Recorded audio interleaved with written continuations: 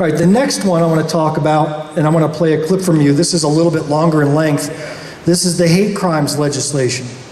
All right, hate crimes is enhanced penalties for already existing laws for any crime committed by a person out of a certain motive based upon a person's gender, race, color, creed, or sexuality. It's just enhanced penalties. South Carolina is only one of 2 states in the nation that doesn't have one. We're going to hear testimony that was given this past week. The state house passed it overwhelmingly, 84-31. So now it's in the Senate. And a subcommittee hears it, and the subcommittee checks it off and says whether they say it should go on or not. Do you recognize this gentleman on the screen? Who is he? Garrett. Senator Billy Garrett. All right, covers most of Greenwood and McCormick counties and some others. All right, he is on that subcommittee. So that's why this caught my personal attention. The rain is bringing up some noise. It may make it difficult to hear some of this testimony. We're actually going to listen to 2 of the survivors of the Charleston massacre. They came and testified at this committee in person and told their stories. And I warn you, it's intense to hear direct first-person accounts of that massacre from years ago. All right, well, we're delighted to have you all join us this morning. We're going to go ahead and call the subcommittee to order. Got a couple of bills on the agenda. We've got H 3014 and S 615. Both bills essentially deal with very similar subject matter dealing with hate crimes. Just wanted to summarize 3014. The bill is entitled the Clementa Pinckney Hate Crimes Act. The bill would subject a person to criminal penalties if that person commits a violent crime or an assault by a mob in the 2nd degree, and the trier of fact finds beyond a reasonable doubt that the offense was intentionally committed based on a person's perceptions of the victim's race, color, religion, sex, gender, national origin, sexual orientation, or physical or mental disability, regardless of whether such perception is correct. The bill would subject the individual to an additional fine on top of the underlying offense of up to $10,000 and an additional 5 years of imprisonment. Further, the bill would explain that the penalties provided for the enhancement of the underlying would provide that the penalties would be an enhancement, and that would require the court to permit the parties to present evidence relevant to the determination of whether the defendant intentionally selected the target in whole or in part because of the defendant's perception regarding one or more of the factors set forth. This bill would... And members, we're truly honored today to have someone who I think is just really a national hero with us here. And so the next person signed to speak is Felicia Saunders, and we really appreciate her being here. Ms. Saunders, if you'd come on up, please, ma'am.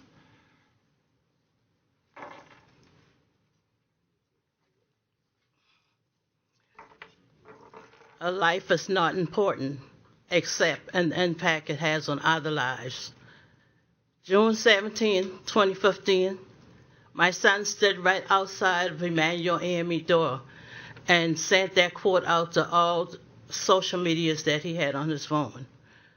I don't know why he sent it out, but he did. I am the product of hate violence. My family and I, we don't have one white friend. We have plenty white friends.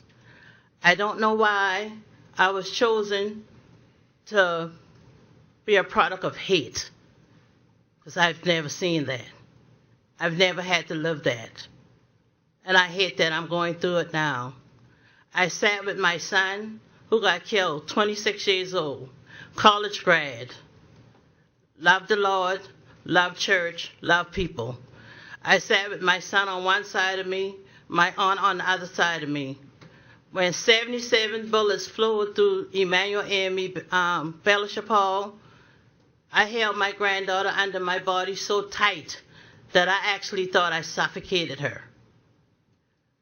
I should not have to choose where I go and how I walk and how I talk because of the color of my skin. That shouldn't be a problem 2023, 2022, 2021. It shouldn't be a problem at all. I don't want any one of you to sit in front of me and think that you are exempt from hate crime. It's happening. It's happening much too often. Much, much too often. The color of my skin don't define me at all. I still love people. I still love Bible study. I still love the Lord. I'm still trusting in the Lord that He passed this hate crime bill. Right now, I go to a church right behind Emanuel AME Church. Actually, my family is basically the only black family in there. But I'm loved. They love me and I love them. But I shouldn't have to change church because of someone coming in and I fear going into the church that I love so much. But this is the charge that God has put on my life. I'm praying, I'm hoping that this hate crime bill pass so that no other family, it wouldn't stop it, but if they know they have consequences that's going to follow what they do, it'll slow it down tremendously. I thank you for listening to me. A life is not important except an impact it has on others. I hope that you hear it. I hope that you consider passing this bill. And I thank each and every one of y'all for listening to me. And I'm sorry that I am a product of hate crime because of the color of my skin, that I cannot sit in Bible study. Bible study, where is it you can't go into your church? Because I went to Bible study and I took my family to Bible study. Now my aunt is dead, 87 years old at the time.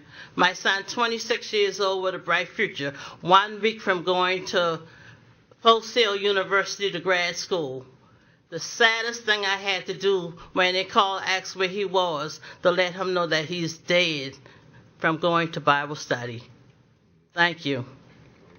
Thank you, Ms. Sanders. If you will just stay with us one quick second, please, ma'am. I'm not sure whether or not any members of the committee wish to make any comments or ask you any questions of you.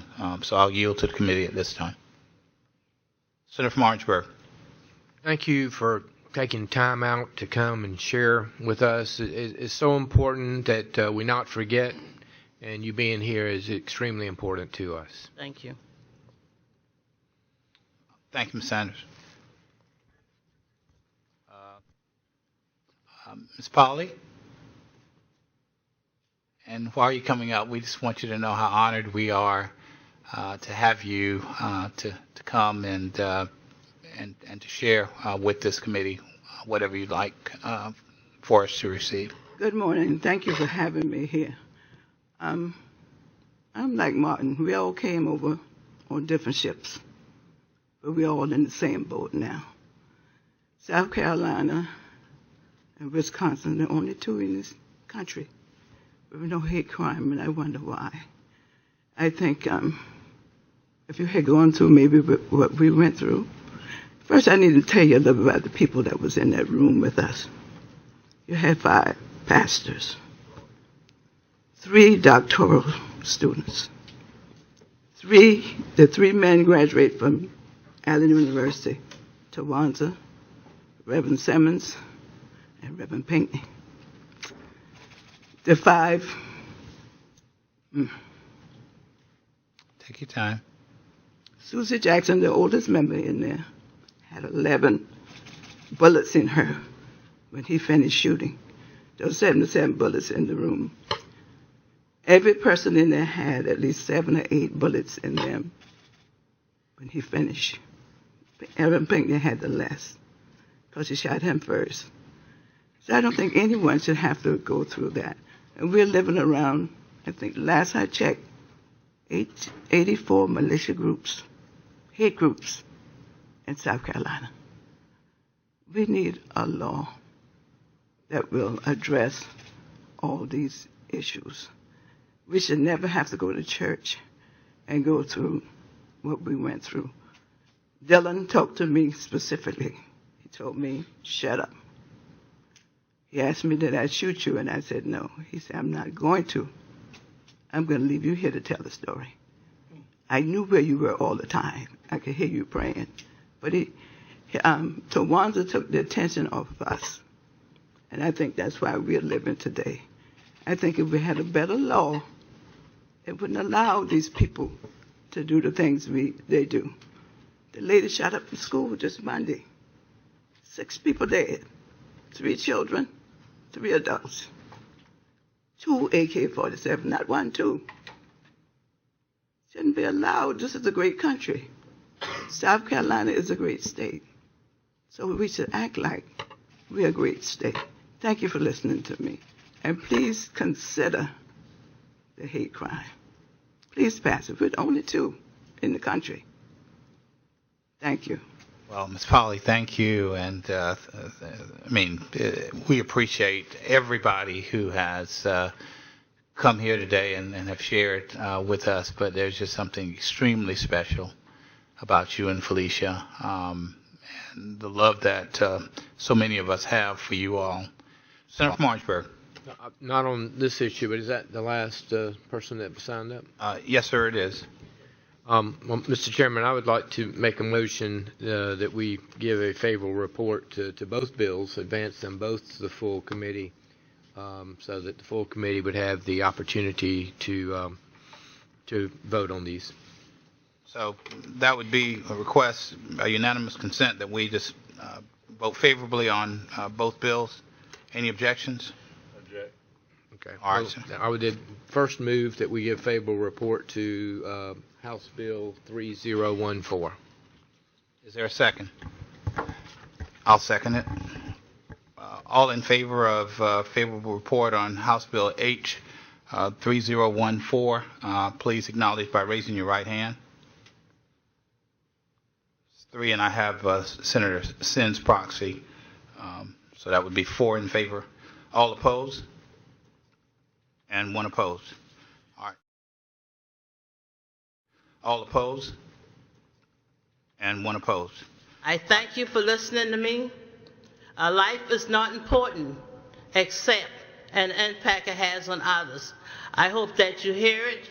I hope that you consider passing this bill, because I went to Bible study and I took my family to Bible study.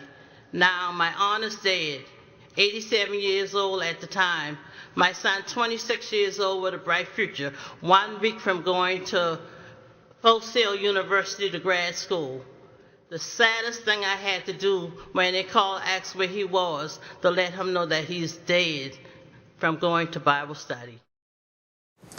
I also want to note for the record that the Associated Press had a reporter at that commission, and the reporter noted that during that testimony given by the 2 survivors of the Charleston massacre, that he had his head down, did not look at them, just shuffled through his notes and asked no questions. So I found that to be the utmost disrespectful act. And when you see him raise his hand after hearing that testimony, you got an insight into that man's heart.